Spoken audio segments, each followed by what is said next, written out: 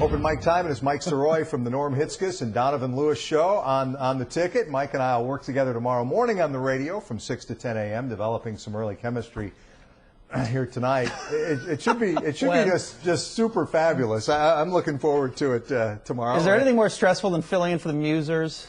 Like every time the email comes out, it's like fill in for the Musers. It's like the most daunting task in radio. Because these are guys who have almost won the Marconi so many times. Almost, exactly. So many nominations. Yeah, it's a little bit daunting. But 8:40 bid is the one you have to be scared of. 8:40 a.m. is the only time you have to be terrified. You have to do something great at 8:40. And right when I get the schedule, and it's going to be me and you, Deuce, I call you immediately. I say, you handle 8:40. And you're like, okay. It'll be lame as always, but we'll get through it. Right. It'll be 3.5 minutes of a 10-minute segment. All right, so we'll have some fun on the radio tomorrow and talk some sports here tonight as well, and a little bit of radio fun also. You know, we just did that Tom Brady story as he finally talked today, and it makes me think of that Bananarama song, "Cruel, Cruel Summer," because it had kind of been that for Brady. Until this ruling, which finally went his way. Have you ever been around a sports radio topic more tiresome than Deflategate? I'm not sure. There's always, like, every year it seems like there's one or two that you just want to go away. And, you know, it's such a big story that you do have to hit it. You know, you do have to, you have to hit it. You have to hit it every couple days, every few days, you know, and then there's more develops and new develop. But it turns out, now that it's over, nothing happened. There was nothing. So we did just waste all of our time and waste all of our listeners' time with something that really turned into nothing. And, you know, I guess most stories do have an end of some kind, but it just disappears, and he's back, and no suspension, and it's all done. It's just. And we talk about the effect it's going to have on the commissioner's office. That's not going to change, given the kind of money that Goodell helps bring into that, you know, that thing for the owners. His power is going to stay about the way it always has, but it may embolden, you know, players to take it to court more and more often, Greg Hardy included. I got to admit, the bottom line when I first saw this come down was I thought, I'm glad he's going to be playing when they play the Cowboys. It'll just make that whole thing more fun. Yeah, that's going to be a great one. Was that week 5? I think it is week 5, yeah. Yeah, good. Bring him back. We'll beat him down, too.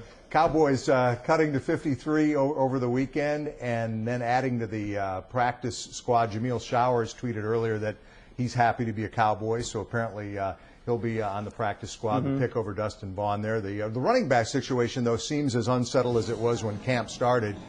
They did just acquire Christine Matthews from Seattle, and I want to talk about him in a moment, but it's, you know, it's not any more clear, seemingly, than it was when camp started. You know, Randall, McFadden, Dunbar, maybe the new guy. Did we learn anything throughout camp in the preseason about the running backs? Yeah, it's not any more clear than it was earlier, is it, Mike? I've learned a little bit. I mean, look, I might be one of the idiots on team. I don't want to say anyone can run behind this offensive line, but until we see that someone can't, I believe they can.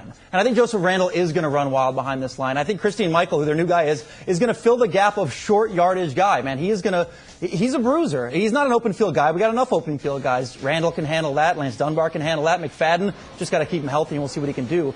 But this kid, Christine Michael, I think is going to be a factor in this game. He's going to get you short yards and he might even be your goal line guy. So this is a big trade just a week before the season starts. And it's funny when people worry about, you know, not seeing enough from the running backs in the preseason. What did you really expect to see anyway? I mean, yeah, they were banged up during practice. Maybe they didn't practice as much as they normally would. But the preseason games rarely tell you anything definitive about what's going to happen in the regular season. Anyway. Right, exactly. And your main guys shouldn't be getting many carries. You know, I saw one really good run out of Randall, and I'm like, cool. That's what I want to see. I saw one run where he broke it for like 12 or 15 yards. I'm like, there you go. That's it. That's all I need to see. Yeah. Once the regular season starts, they're going to be okay. They're not going to be as efficient as they were with DeMarco, I don't think. But collectively, they are going to be fine. They're going to be a very, very above-average running team. And I do think everybody knows they're going to miss Murray. And we'll talk about our predictions now, so I'll get into it, some of my thoughts on the running game, more of them. But this is where everybody gives their predictions before the season starts. 12-4 last year. Now, Mike, usually the distance between my preseason predictions and eventual reality is equal to the emotional distance between John Voight and Angelina Jolie. I mean, we're not even in the same neighborhood. But first, your predictions. Give me a Cowboys record for this season where optimism is so high. Are you buying into it? I mean, I'll take 10-6. I'll take 10-6, and that'll probably get you a tie with the Eagles. And, you know, I think they'll end up winning. I think they'll win the NFC East with a 10-6 record. But, I mean, again, like you said, last year we all had them sub 500 and look at us.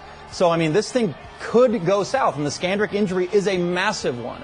But I think replacing that with the return of Sean Lee is enough to make the defense as good as it was last year, which wasn't that good, and then the additions they've made should put it over the top. It should be better. So, I don't think they're going to catch anybody by surprise this year, but 10-6, good team. We'll talk tomorrow, I know, about best and worst case scenarios for the Cowboys. We'll talk about that in the ticket in the morning.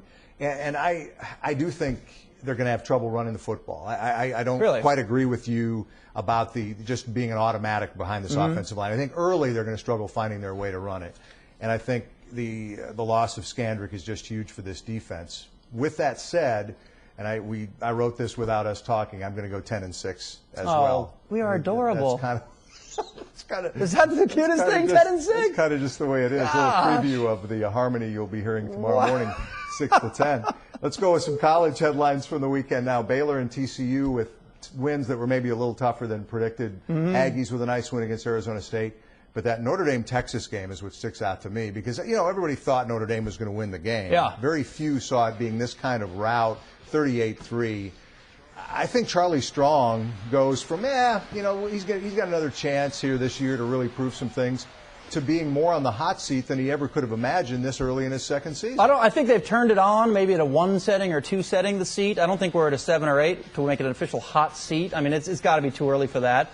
But, what Chad Morris is doing up on the Hill is showing you that in a snap of a finger, a head coach can change the look and attitude of a team. I mean, they got smashed by Baylor as well, but it can happen. And now we're, far enough into the tenure where we should be seeing flashes of the new Charlie Strong regime. And, look, to go up there and get beat by a team better than you in their season opener, that'll happen. But, they got slaughtered. And optimism, I don't know if there's that much, I'm not that optimistic about this year's Longhorns team. So I'm not saying it's a hot seat, but if this season goes like the last couple have gone, you're looking at one. Yeah, you're looking at given their schedule, being a tough go to have a winning record and get back in a bowl game, obviously. And it's a social media era, and just everything accelerates so much faster when it comes to coaches being in trouble. Again, we're with Mike Sirois here tonight, producer with Norm's show, and now Donnie's show as well on the ticket, middays 10 to noon.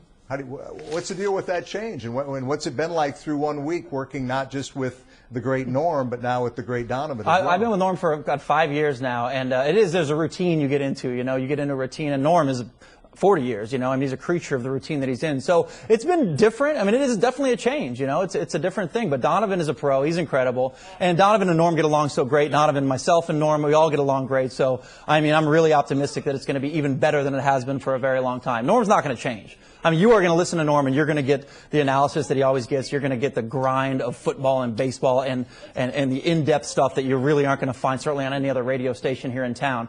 But adding Donovan, I think, will just spice it up and give us another look and a whole different feel to the whole thing. I think it's going to be better. I really do. It's interesting because back in the office you were telling me how much you hate it, but now you're saying you've changed your mind between then and now. I think that was you talking about Edward when we were talking about our coworkers. I think you're the one that said this is not working. This is a no-go. Neither of us said those things about our coworkers. That's for darn sure. What have you learned most from Norm? What's the thing that, just being around a guy who's been in the business so long, what have you picked up from him that's been useful? It's probably, assuming there's something. There's one thing. It's probably very Garrett-esque, where there is like a process, and there is in basically anything you want to really excel at. I think there is a process, and Norm has it, man. His process includes waking up at 5 a.m. I don't know what time. He gets there at 6 o'clock, 6:30 for a 10 a.m. show. You haven't picked that one. No, I have not. I stumble in there and act like, something happened. Like every day I got to come up with something. So just to see the process of how he does what he does, it's incredible. A gift that he has is his brain is amazing. And I asked him within the first few months, I'm like, do you just have an incredible memory? Like, is that the trick to this? And he says, yes. He said, I have a really incredible short-term memory. He admitted it. Like, he can watch something, read an article, and repackage it in a way that is just interesting and create his own spin, his own take on it like nobody I've ever seen before. So, you know what? If I could learn anything, it'd be smarter. Be smart like Norm. Well, he's smart, and he's very kind, and he's always generous when I'm in there as well, so I always appreciate it. Yeah, finally, got to ask you about your table tennis grudge match with Coach Rick Carlisle. You did it for charity at Ticket Stock, I guess it was. What was that like? And have you gotten over the disappointment of being drilled by the coach? That was a big win for me. It's been long enough. We can. There's the high five. He's like, oh no, yeah. I think I won that point. Put some of my highlights up, Mike. Come on. It was incredible, man. He's really cool, and he's very different than I guess how he's perceived in the media around here is just, I mean, he's hard-nosed, and we're not just cracking up laughing when we hang out and play a little bit of table tennis, but he's a funny guy, and he's an incredible athlete, and that condor wingspan is really hard to smash forehands past. I promise you that. And ironically, that's what you wear on the radio every day, too. I do. I wear my headband. I wear my all whites, my Wimbledon whites. Hey, we'll see you bright and early in the morning. Mike Sirois from The Ticket will be on 6 to 10 tomorrow morning, filling in for those musers on Labor Day. Thank you, sir. Yeah.